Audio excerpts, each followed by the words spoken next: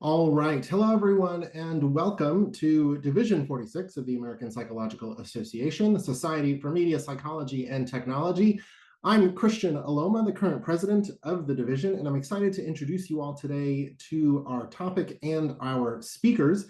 But first, a couple of housekeeping items. This presentation is being recorded and will be published to our YouTube channel. So please be mindful of this if you do decide to turn on your camera or contribute to the discussion, as is encouraged by our speakers today. They'll be asking you to raise questions, post comments, things like that during the conversation. Now, the topic of today's webinar is how the transition to the digital or network era is damaging human development. And we're joined today by Jonathan Haidt and Zach Rausch. Jonathan is a social psychologist at New York University's Stern School of Business. He received his PhD from the University of Pennsylvania in 1992. His research examines the intuitive foundations of morality and how morality varies across cultural and political divisions. Since 2018, he has been studying the contributions of social media to the decline of teen mental health and the rise of political dysfunction. Alongside his book, The Anxious Generation, Haidt is the author of The Happiness Hypothesis and the New York Times bestsellers, The Righteous Mind and The Coddling of the American Mind. He's given 4 TED Talks. In 2019, he was inducted into the American Academy of Arts and Sciences. In 2024, he received the Division 46's Distinguished Scientific Contributions to Media, Psychology, and Technology Award for his outstanding contributions to the field on behalf of our division here. Now, Zach is a senior research scientist at NYU-Stern School of Business and chief researcher to social psychologist Jonathan Haidt. Zach worked for 2 years as communication manager at Heterodox Academy. He earned a Bachelor of Arts in Sociology and Religious Studies and a Master of Science in Psychological Science from SUNY New Paltz. Zach previously studied Buddhism in Bodh Gaya, India, and you have to let me know if I pronounced that properly, and worked in wilderness therapy and was a direct care worker in 2 psychiatric group homes. Now, before we get started, I also want to give a very special thank you to our very own Dr. Grant J. Rich. Not only did Dr. Rich spend nearly a year in correspondence to bring today's speakers, John and Zach, to our program, but he also chaired the awards committee that recently recognized Dr. Haidt with Division 46's Distinguished Scientific Contributions to Media, Psychology, and Technology Award. Dr. Rich's effort, dedication, and long-standing professional connection with John have made today's event possible, and we are deeply grateful. With that, I will hand it over to our distinguished speakers to share their screen and take us through today's topic. All right, well, thanks so much, Christian.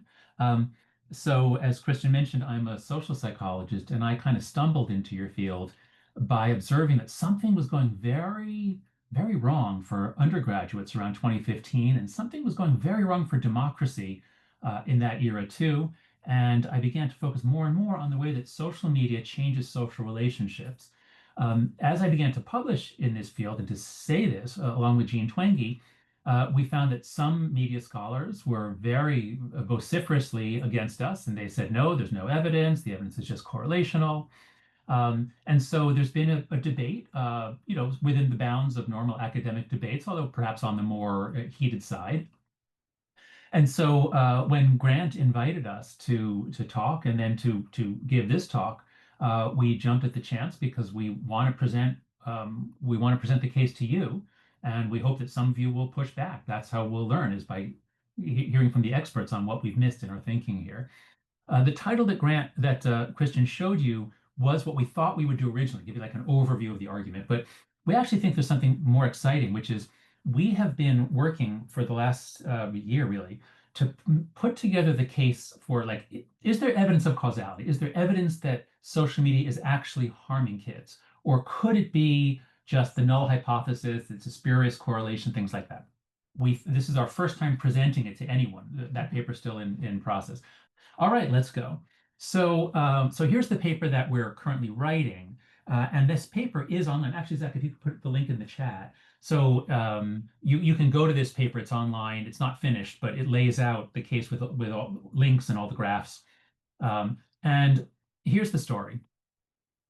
A lot of people, like the Surgeon General, like a lot of parents, like a lot of psychologists, think that social media is harming many teenagers. Obviously not all, but not 1 or 2% of them either, like a lot. And the Surgeon General even put out a Surgeon General's advisory on this risk. Conversely, in 2024, Mark Zuckerberg testified to the Senate that there's no evidence for harm. And he cited a report by the National Academies of Science, and Zuckerberg said the report did not support the conclusion that social media causes changes in adolescent mental health at the population level. And so he quoted from the report correctly. That is what the report said, at the population level. What does that mean? As far as we can understand it, what's going on here is that there's two very different kinds of scientific questions being asked. The first, which is what the Surgeon General is addressing, which is what all parents want to know, is the product safety question. They want to know, my daughter says everyone has Snapchat or Instagram and she wants it on her phone. Should I give it to her? Is it safe? That's what we all want to know. That's the product safety question. But there's a very different question. This is where the debate has been, which is, I made the argument in the Anxious Generation, and Zach was my lead researcher, so we really formulated these arguments together. That, boy, you graph it out, and there is an incredible surge in mental illness, especially internalizing disorders, especially for girls in all the English-speaking countries across, not every country in Europe, but most countries in Europe, Australia, New Zealand. It all starts around the same time. What could cause it? And so we put forth the idea that, well, as Jean Twenge had said a few years earlier, the move from flip phones to smartphones plus social media changes adolescent social relationships. We think that this is the most plausible cause for the international synchronized increase in anxiety and depression that began in 2012. So that's our argument. But you know what? How do you prove an historical claim? It's really hard to prove causality about historical events. And so we believe this is why that report was able to say, we don't believe there's proof that it caused this on the right, but they didn't address the product safety question. In fact, Chapter 4 of the report, which is on the harms, actually has a lot of evidence of harm at the individual level.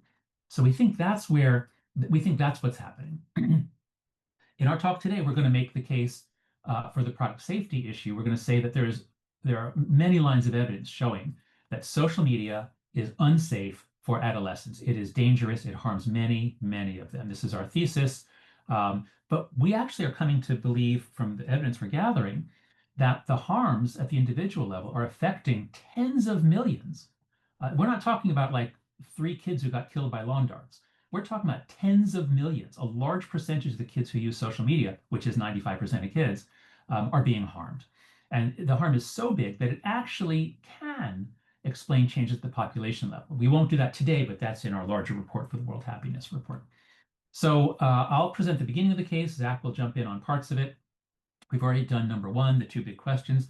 So to understand, we find it helpful to understand the impasse that the field is at. Why is it that some researchers say yes, some say no? We think a legal parable will help. Here's our story. Suppose that one day it happened in broad daylight that a woman was assaulted by 3 men. One of them stole her wallet or her purse. One of them punched her, and one of them grabbed her car keys and drove off in her car. So 3 different perpetrators all working together really harmed this woman in 3 different ways. She presses charges. She actually knows these guys. She knew them beforehand, and she goes to the police, and they arrest him, and the case goes to court. And the prosecutor presents 4 lines of evidence. Line number 1. The victim identifies the 3 men. She points to them, says, they did it. I saw them. I was there. They are the ones who hurt me. Now, is that evidence of harm? Is that evidence of guilt? Then he presents a second line of evidence. A lot of people saw it. Bystanders saw the attack with their own eyes, and they come to court and they say, we saw it. They did it. They did it. Is that evidence? And then the prosecutors say, and we have gotten access to their social media. A lot of it was public. And we have dozens and dozens of screenshots of them talking about the crime they were going to commit and then sharing recollections about the crime after they committed it. Now, is that evidence of causality? Is that evidence of harm? They have a 4th kind of evidence. They have footprint. They bring in forensic experts who look at the footprints in the area and they show that the footprints match. Is that evidence of harm? After that, after those 4 lines of evidence, the prosecutor rests his case. At that point, the defense attorney stands up and he says, okay, my clients were in the vicinity, but proximity does not prove guilt. It's just a correlation. You can't assume guilt just from the fact that they were in the area at the same time. And then what he does is very odd. He doesn't address the first 3 lines of evidence. All he does is go through point after point after point about the footprint analysis. And he says the match isn't close enough. There's some evidence of a match, but it's not very good, he says. And he questions the methods used by the forensic expert for the prosecutor. Then he rests his case. Now, here we are. The prosecutor presented these 4 lines of evidence. The defense rebutted, or at least responded to one of them, didn't challenge the first 3. What would you do if you were a juror? Would you say, oh, we really can't go forward. We can't convict this guy until the footprint experts have worked it out? No, you wouldn't. You would say those first 3 lines are so damning. Any one of them alone, it would seem to be, well, maybe not the first one alone, but any 2 of these 3 should be sufficient for prosecution, for conviction. It certainly is at a level above a reasonable doubt. Not surprisingly, the 3 defendants in our parable stand for the 3 main platforms that are hurting kids: TikTok, Snap, and Meta through Instagram. Those are the 3 platforms that kids use the most, along with YouTube, which is more complicated. But these 3, we believe, there's really no, kids should not be using these. These are inappropriate for minors. These should be adult-only activities. At least that's the argument that we'll make. So what's our evidence? So here are the 7 lines of evidence that we're developing in our paper. As you saw, what the victims, witnesses, perpetrators, and then with you today, we're going to go through the correlational studies and the RCTs. We also are addressing the longitudinal studies. That evidence is weaker and more complicated. And we have addressed the quasi-experiments, which also are, there's a bunch of them. They all point the same way, but they're not as powerful as, say, the RCTs. So let's go. Oh, this is just the full table of contents of the paper that we're writing. So I hope if you'll check on that, you put that in the chat. Yep. Okay. And then a final note before we jump into the academic literature. There are many kinds of harm. When kids are on social media 5 hours a day, which is the average, that's just the average, 5 hours a day, our kids are on social media. There are mental health effects, and that's what we've been debating with other researchers on. Yes or no, does it contribute to depression? But there's also bullying, harassment, opportunity cost, addiction. There's so many other kinds of harm that we're not even really addressing. So line 1, what the victims say. Well, Zach and I did a study with the Harris poll of Gen Z, and one of the questions was, I wish blank had never been invented. And what you see here is that for X, TikTok, and Snapchat, it's 50% or nearly 50% say they wish that these platforms, which they use a lot, never existed. They're not grateful to the existence of them. There's, across many studies, you see huge degrees of regret and resentment towards these. Whereas Netflix and YouTube, they're not saying that. Yeah, Netflix, those are good parts of my life. I like watching movies. We've also found many surveys, other surveys around the world. So here's a study done by More in Common in Britain. Social media does more harm than good. That's the blue boxes. As you see, 62% overall, and not a lot of variation across the other groups. 62% of Gen Z British young people say that it does more harm than good. Only 22% say that it does more good than harm. So the young people themselves, they don't like this. Overall, they're on these platforms, but they don't like them. They wish they didn't exist, and they think that they're harmful. Is that evidence of harm? I would say so. Next, line 2, what the witnesses say. Anyway, when am I turning over to you? This one? It's okay. Yeah. It was before. Oh, yeah. Okay. Why don't you take it over? Yeah, sorry. Go ahead, Zach. All right. Well, hello, everybody. It's wonderful to be here. So I'll take it on Exhibit C, which is what do we know from parents. So similar to Gen Z, we did a Harris poll in the US of 1,000 American parents, and we asked them, when I think about my child's experience growing up, I wish that blank product had never been invented. And what we found is that the major social media platforms kind of landed right around the same place as alcohol and guns. And on the kind of the reverse side of that is even on products where we know kids are going to get hurt on bicycles, that was the lowest. And so we really can see the contrast here. And then we have a survey in the UK of 2,000 UK parents who were asked which of the following do you think has the biggest negative impact on your children's mental health? And the first two are very clearly tied to social media use, screen time, online harms. And then, but if you keep going just a few below, these are the secondary effects often exacerbated by being online, cyberbullying, self-esteem, trouble at school, lack of sleep, all are part of this broader story. And then we have the second group who's closest to kids, which are their teachers. This is a survey of 559 principals from the United States from 2024, and they were asked about their thoughts around the impacts of smartphones and social media among their students. Only 1% said that they think that concerns about smartphones and social media use are actually overblown. And 42% said that they firmly believe that smartphones and social media are major causes of deteriorating student mental health. And there's other surveys that we have out there showing very similar things. From teachers, not just principals. Right. Okay. Okay, and then we have, so then line 3, what the perpetrators say. It looks like that, it looks like we're being playful or facetious here, but this is actually kind of what we have. And so 35 states, or is it all of them now, are suing Snap, Meta, and TikTok. And in the process of discovery, they've been able to request documents, internal reports, emails. And so, and these are all put up because when the Attorney General files a brief, the whole brief is online. Now, sometimes parts are redacted, but one of the redactions was done in a faulty way so that if you just highlight the text under the black bar, you can copy it out into a Google Doc, which we did. In any case, we have all kinds of quotes from within TikTok.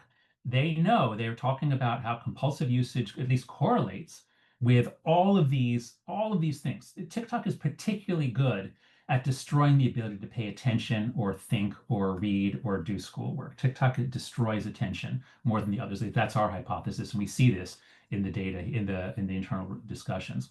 The product has baked into it compulsive use. That's their goal, is to, of course, that's their business model, to keep kids. And there's a lot more than this. We have on our Substack, I hope you'll all subscribe to After Babel. It's actually about media effects on kids and democracy. Afterbabel.com, it's a free Substack.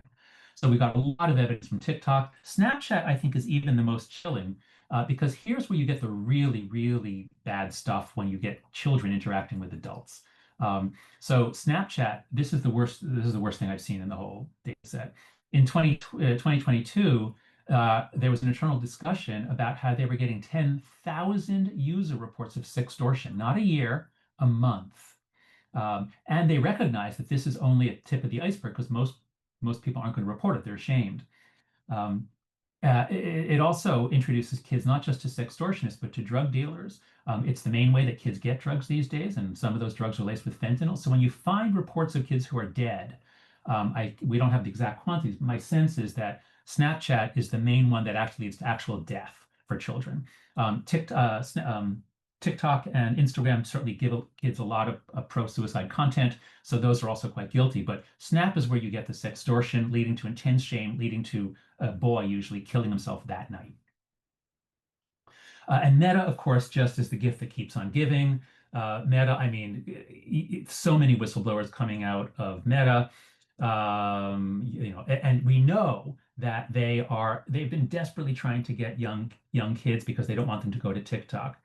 And they know from Arturo Bejar, another whistleblower who reported, and he made sure to send an email to leadership so they couldn't deny that they got it, that his finding was that about 1 in 8 teens were experiencing unwanted sexual advances, not a year, a week, in a given week, because this happened to his daughter. That's what started him on this. As Arturo puts it, Instagram hosts the largest scale sexual harassment of teens to have ever happened. So again, we're talking about harm on an industrial scale. This is not a kid killed by lawn darts. So here we are. The prosecutor presented these first 3 lines of evidence, and the defense has nothing to say about them. The defense can't even deny it. And then the prosecutor presented the footprint analysis, and here's where the defense jumps into action and says, wait, we dispute the footprint analysis. Here's how that goes.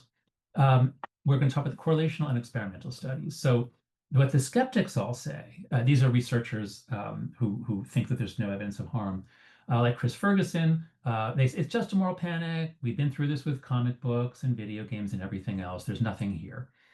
Candace Odgers wrote a very critical essay in Nature, and this is the main thing that people cite. When people say there's a furious debate, they generally cite this, and usually only this. This is really the main place where the skeptics have tried to make an argument against us. But what Candace says is that hundreds of researchers have looked for these effects, but we find a mix of no, small, and mixed associations, and most of the data is correlational.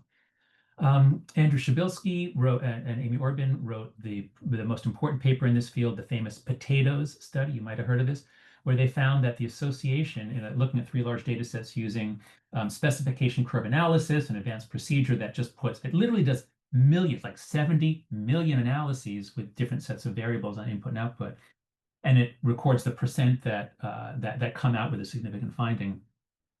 They concluded that there is a correlation, but the effect is microscopic. It explains 0.4% of the variance in well-being. It's too small to warrant policy change. So that's the skeptic's argument, that the data just isn't there. Yeah, there's a bit of a correlation, but it's pretty darn close to zero. But if that was the case, then why do we repeatedly see this?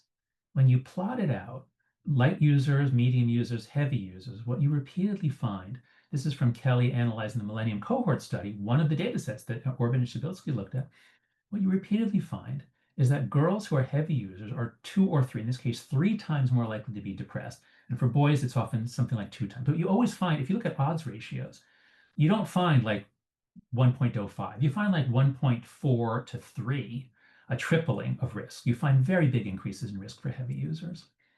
So what's going on here? How can both sides be achieving these? We believe the best way to understand this is with the metaphor of a blender. If you want your child to eat spinach and they hate spinach, what can you do? Well, if you blend up the spinach with a bunch of other stuff, you get a smoothie. Kids love smoothies. They don't notice the spinach. And that's what we think is happening here. So to explain, our view is that each of these platforms has some big, thick pathways to harm. So Instagram has constant links to depression and anxiety, especially depression in teen girls. That link is very consistent across studies, the few studies that look at Instagram on its own. TikTok has a lot of bad effects, but attention fragmentation, we think, is the biggest of its effects. Snapchat doesn't seem to make kids depressed.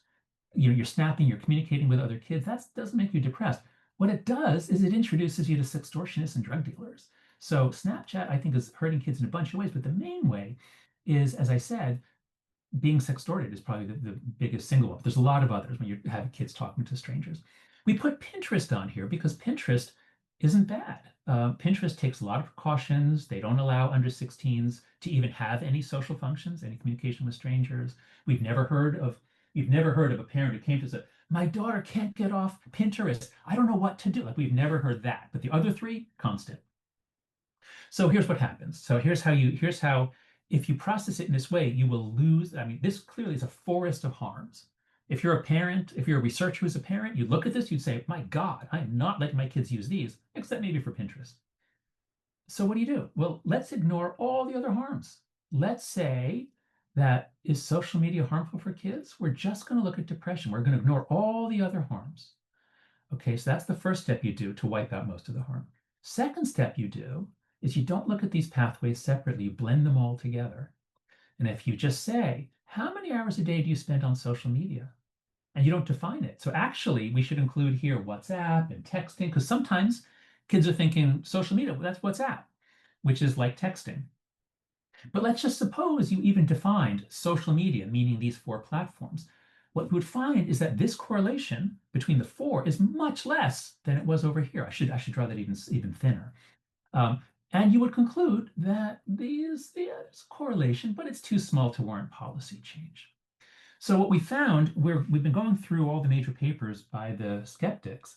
What we find is that over and over again, and as far as we can see, they're blending all kinds of things together. So almost all studies by everybody blends all social media platforms together. Only a few studies ever bother to ask about specific platforms. Almost all studies blend boys and girls together, and the skeptics almost never report results separately. Some people do, but the skeptics almost always tell you what we found overall. They don't tell you what you want to know is what happens to girls, because in the correlational studies, it's really girls who are going to be more depressed if they're spending more time, more than boys. They generally look at college students or all kinds of ages blended together, when in fact, we know, actually from a study by Hancock, one of the skeptics, that adolescents have show bigger effects than adults. We know that the links to depression and anxiety are stronger and clearer than they are for, say, happiness or well-being. And the skeptics often blend, and Shabilsky particularly will blend all countries together, including developing countries where they're just getting the internet, and that doesn't make any sense. What we're talking about is what's the role of social media in developed countries where the kids are going through puberty, spending 5 hours a day on these platforms. When you do occasionally find a less blended study, then you generally find much bigger effects. And this Kelly study is pretty unblended. That is, it is just about social media. So it blends all kinds of social media, but they didn't blend girls and boys, and they didn't blend ages, because it was all kids who were born in the year 2000, roughly. So these kids were all about, I think, 15 or 16 when this data was collected. And one recent study by Patty Van Valkenburg, who's a good researcher, more on the skeptical side, but she did a study looking at the effects of the platform separately. And what she found is that for TikTok, YouTube, and Instagram, there were links to poor well-being, to negative well-being. But Snapchat and WhatsApp, actually, heavy users of that were actually doing a little better than light users, which makes sense because these are direct communication platforms. We've never said that directly communicating or texting with your friends is going to be bad for your mental health. It's not. So if you mix together Snapchat and the others, they're going to cancel each other out. You're going to get something closer to zero. So there's a lot more to say about the correlational studies, but that's why you've heard conflicting things about the correlations. That's what we think is going on. Zach? All right, so we think that there is a similar phenomenon going on with the experimental studies as well. But because for most of the past decade, we've had correlational and longitudinal studies, and only now we're starting to get more of a large-scale number of experimental studies that we can start to do meta-analyses. And so one of the first major meta-analyses that have been done was by Chris Ferguson, and he was looking at the experiments and their link to mental health. Almost all of these studies are looking at adults, but what he said in his conclusion is that the meta-analytic evidence for causal effects was statistically no different than zero. And put very directly, this undermines causal claims by some scholars and politicians that reductions in social media time would improve adolescent mental health. So this seemed like a big problem for the argument that we're making. But when we zoomed in and took a look at what was going on, we noticed that there was a lot of blending going on again. So in this case, there was a blending between different kinds of studies. So you had reduction studies, which was the conclusion that he said of you have 2 months of young people reducing their social media use to an hour for 2 months. In addition to studies where you're exposed to Instagram for 5 minutes, and then you combine the effect size for one composite score. You also blended together the reduction studies that last 1 day, maybe 1 school day, with those that go on for 2 weeks, even 3 months, again, blended together. But we know generally with behaviorally addictive products, or even just habit-forming products that you use for 5 hours a day, if you suddenly stop, you're likely to have some withdrawal, negative reactions in that early stage, and then likely to have improvements over the longer term in mental health outcomes. He also blended together the outcome variables into one composite score where you have life satisfaction, loneliness, depression all combined together, which is not necessarily a problem, but we would need to know what are the individual effects for each of these, but we don't know that, and that has not been shared even though we've requested it. And then there were a number of other issues that came up in the study, including one of the studies that presented the strongest effect in the direction that social media would be beneficial It actually, we have this written out in our Substack, but the evidence shows that it's actually the other way around, and the lead author of that paper agrees, where the study actually shows one of the strongest harmful effects of social media. So as I said on After Babel, we kind of walk through these different issues and show that when you kind of unblend the analysis, the effect size gets larger. But because there are a lot of issues, we can't really rely on that. And so what we can look at is more recent meta-analyses that have come out. One just very recently by Caitlin Burnell, where this was much more unblended, looking at the specific variable of depression and anxiety, and what they found was a much higher, not non-zero effect size. This here of Hedges G at 0.22 for anxiety, depression 0.17, all of these being statistically significant. And we can say Hedges G, as I understand it, is sort of equivalent to a Cohen's D. So it's like a fifth of a standard deviation, which for public health effects, is actually pretty big, and you don't usually get giant effects from right. And so that's a whole other area of conversation, is around how do we make sense of the effect sizes. But the broader point, though, is that the disagreement is coming at this of different ways of analyzing and dissecting and pulling apart the data. In conclusion, we hope we've shown you that there's two very different questions being debated. And while we believe the answer to the population question is yes, we understand that it's very difficult to prove that. On the other hand, the product safety question is a question we should ask about every single product that children are using. And when we look at what's the product children use the most, far more now than bicycles or skateboards or anything else, is social media. This is the main thing they use.